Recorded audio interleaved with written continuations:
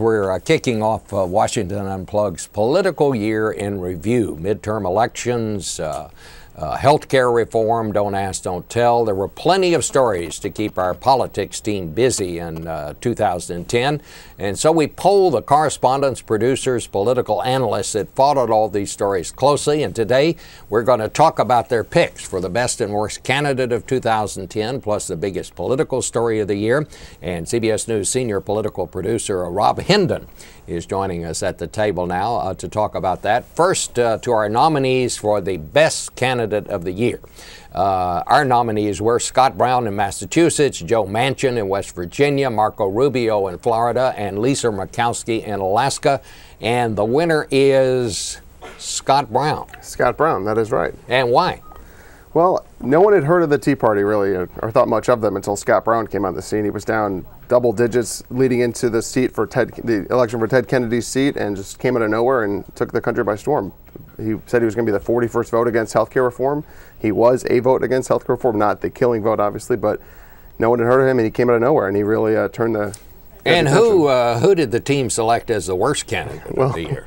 Well, as the yin and the yang, the candidate he defeated, Martha Coakley, the Massachusetts Attorney General, who was running as the heir apparent to the Kennedy seat, she kind of didn't see the Brown election coming and therefore got the worst candidate of the year.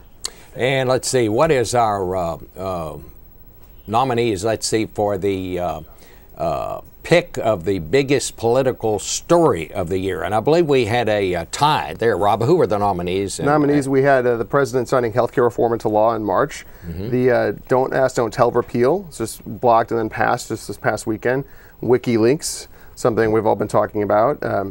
The GOP winning the midterm, the historic landslide there, and the Slurpee summit afterwards with the president. The Ground Zero mosque debate, and then finally the Tea Party politics, including Sarah Palin and Glenn Beck. And who is the winner? Well, we had a tie, and these are kind of, they go together. The tie from our CBS News political team was healthcare reform being signed and the GOP midterm election. So they kind of go hand in hand. I actually voted in this survey. I voted for the midterm election. I thought that was the biggest story. Why did people think healthcare reform was equal to that? I think it was, in fact, it's a once-in-a-generation kind of reform. The president put so much political capital on the table for, and he worked so hard for it, that once they got it, it was a big deal. But I voted for healthcare reform because it led to the GOP midterms, because it changed the dynamic. The Democrats thought it was a key win, going to be an issue that they were going to win moderates and independents on. The Republicans were able to mobilize so viciously against it, and that's still happening, that it really, I think that was the story of the year, and that's why I think it tied with the midterms. I guess we didn't have a category, but we should have had a category, I think, for the most physically harmful story of the year. That would have to go to President Obama getting hit in the chin with somebody's elbow while he was trying to play basketball.